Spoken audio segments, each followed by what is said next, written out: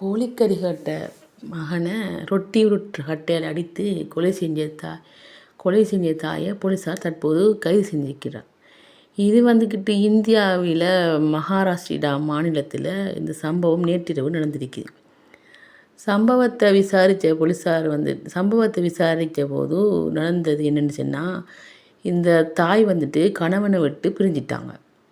என்ன சொன்னால், கணவனுக்கும் அவருக்கு ஏற்பட்ட பிரச்சனை காரணமாக கணவனை விட்டு பிரிஞ்சிட்டாங்க. 2 பிள்ளைகள், ஆண் பிள்ளை உண்டு, பெண் பிள்ளை உண்டு, 2 சகோதரிகள். 5 பேரும் தனியாகத்தான் ஒரு வீட்டில் வசித்து வந்திருக்காங்க.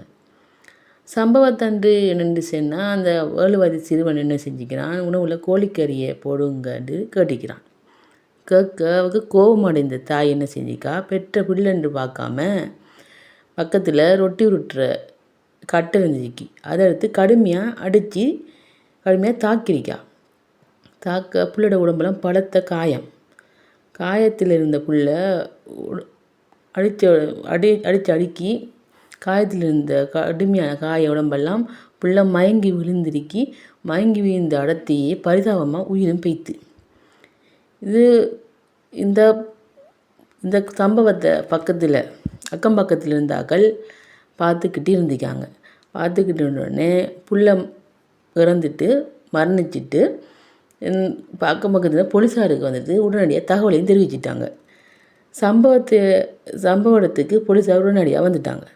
வந்தவுடனே என்ன நடந்த என்று விசாரணை எழுப்பிய போது பக்கத்தில் இருந்தாக்கள் சொல்லியிருக்காங்க, அந்த பிள்ளைக்கு கோழிக்கறி கட்டை, அதனால் தாய் வந்துட்டு என்ன செஞ்சானா இப்படி கட்டையால் அடிச்சிட்டான். அடித்தோடனே புள்ள மயங்கி விழுந்து உடனடியாக மரணிச்சிட்டு டெல்லி விஷயத்தை நடந்ததை சொல்லியிருக்காங்க.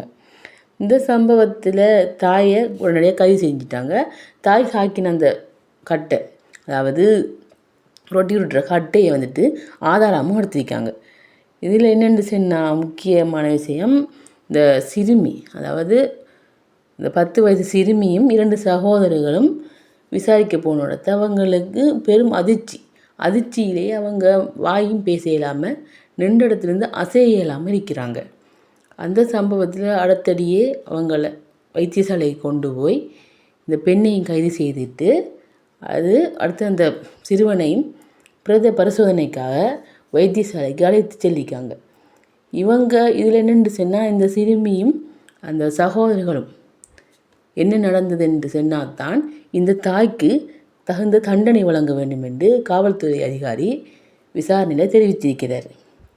இது இந்தியாவில் பெரும் பரபரப்பை ஏற்படுத்திய ஒரு சம்பவமாக பேசப்படுகின்றது.